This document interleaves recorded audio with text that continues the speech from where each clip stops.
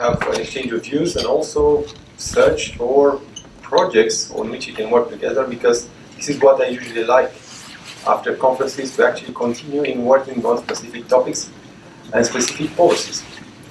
Today's breakfast debate is designed to introduce ourselves to the topic, but also at the same time to hear different points of view regarding the benefits of digital platforms to social and economic inclusion, but also the risk, and also to try to find common solutions, common grounds, common legislation on which we can work together.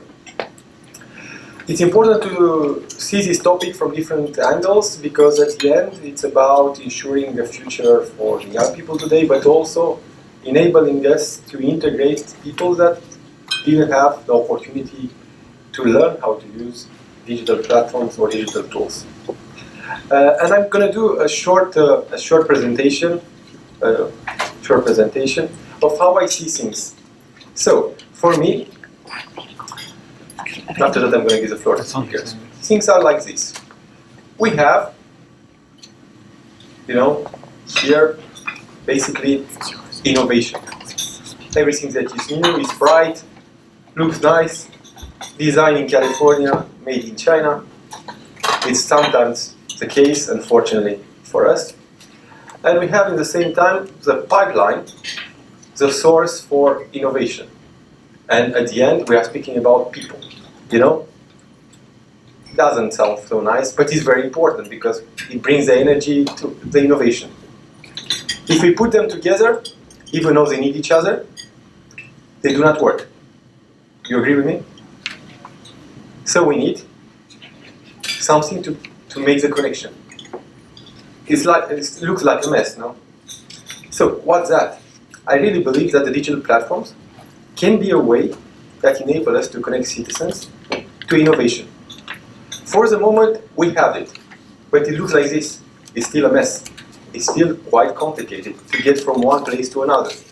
Only experts or people that know the field quite well know how to get from the citizens to innovation, or from innovation to citizens. What I would like us to achieve today is to find the best solution in order to make the digital platforms easier to get to enable an access between innovation and yeah, it's still a mess. Look, it's complicated even for an expert like myself, So basically, the objective is to create a straight line between the two of them, and I will manage to succeed at some point. Don't worry about that. So what I'm trying to show you, or to push forward, is to try to identify how digital platforms can work in the benefit of people, but also in the benefit of innovation, and do a straight line. Yeah, I managed to succeed. Look, it took a while. But what I wanted to tell you is that, and we are speaking earlier today here at the table with speakers that are going to take the floor today, about the fact that there are a lot of people that still fight against innovation, against digital platforms, against what digital could bring, even here in the European Parliament level. So hopefully we'll manage to convince them by showing what is good about them, the digital platforms, and also how we can fight against the risk. And we have very important guests today, very interesting speakers. And of course, I will ask each of them to do a short presentation. I will even ask some questions.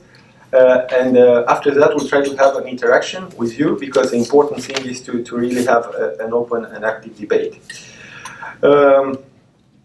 So, I don't know if I have to present all the speakers at the beginning. I'm going to do that because I think it's important. After that, I will give the floor to each of them. So we have Jean-François Abramatic, a research director at INRIA, former president of the World Wide Web Consortium. He's here with us. We have, sorry for the name, Krzysztof Debski, senior IT architect from Allegro Tech. We have Eugenius Stratilatovas, head of strategic project development at the National Library of Lithuania. We have Louis Holden, senior business leader, public-private partnership at MasterCard. And we have Eva Valterova, project coordinator at Telecenter Europe. So all of these nice and interesting speakers are going to take the floor and speak about the topic. And the first speaker that I will invite to take the floor, a person with a lot of experience in the field, is Mr. Abramatic from India, and I will ask him to speak to us about how actually digital platforms